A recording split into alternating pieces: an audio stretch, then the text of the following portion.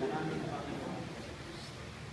Ama namin makapangyarihan, pusang loob kang nagmahal sa amin, kaya sinunod mo ang iyong anak, upang kami nasa paligid ng sala ay mabigyan ng layo. Sa tanda ng krus na banal, lubin mo ng batang bibinyagan ay maging malayo sa pagkalitin ng nagbunga ng pagsuway ng among unang tao, upang nawa siya ng banal ng Espiritu, upang tayo mapustos ng iwan ng maging pagkabuhay ng iyong anak.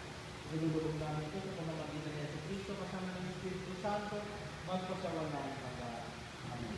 Sa kapangyarihan ng ating tagapagligtas ni Jesucristo, ikaw ay mapangangkad nila at magpasawalan hanggang.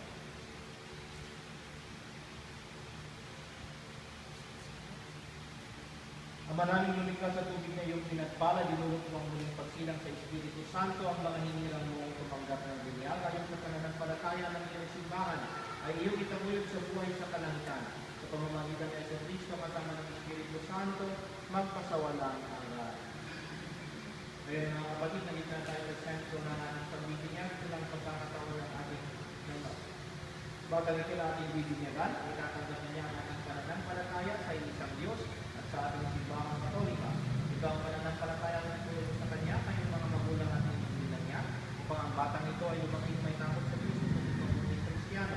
Ito rin ang ating tinanggap na paniniwala nung tayo ay nabinyagan, kaya inaanyayahan ko kayong mga magulang at inibilang upang ating saliwain ang ating mga sinumpaan ng tayo ay nabinyagan sa pamamagitan ng pagtugon sa mga sumusunod na katanungan ng buong katapatan. Ang inyong tugon sa bawat tanong, opo, itinatakwil namin. Lakasan lang natin ang pagsagot sa mga katanungan. Mga magulang, ninong at ninang, tinatakwil ba ninyo si Satanas? Opo, tinatakwil namin. Tinatakwil ba ninyo ang kanyang mga gawain? Opo, tinatakwil namin. Tinatakwil ba ninyo ang kanyang mga pang-aakit? Opo, tinatakwil namin. Ang inyong tugon, opo, sumasampalataya kami. Mga magulang, ninong at ninang, sumasampalataya pa kayo sa Diyos ng makapangyarihan sa lahat na may gawa ng langit at lupa. Opo, sumasampalataya. Sumasampalataya pa kayo kay Jesucristo.